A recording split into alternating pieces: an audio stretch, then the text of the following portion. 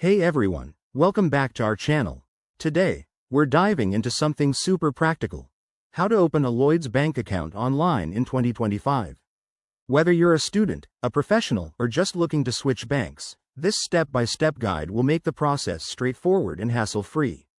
Let's get started. First things first, you'll need a device with internet access and some basic documents like your ID, proof of address, and maybe your national insurance number. Head over to the official Lloyds Bank website by typing lloydsbank.com into your browser. Once you're there, look for the Personal Banking section and click on Open an Account. Next, select the type of account that suits your needs. Options might include a current account, savings account, or even a joint account. Follow the prompts to enter your personal details, such as your name, date of birth, and contact information. Don't rush this step. Double-check for accuracy to avoid any delays. Now, for security reasons, you'll have to verify your identity. This could involve uploading a photo of your passport or driver's license, or answering questions based on your credit history.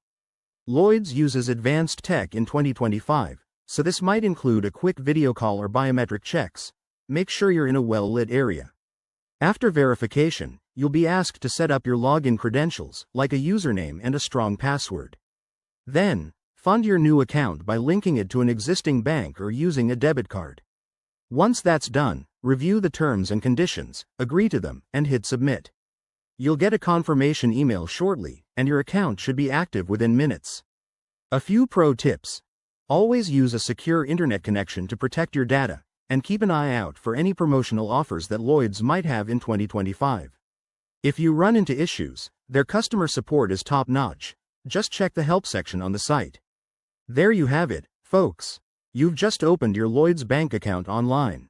If you found this helpful, give it a thumbs up and subscribe for more finance tips. Thanks for watching, and see you in the next video.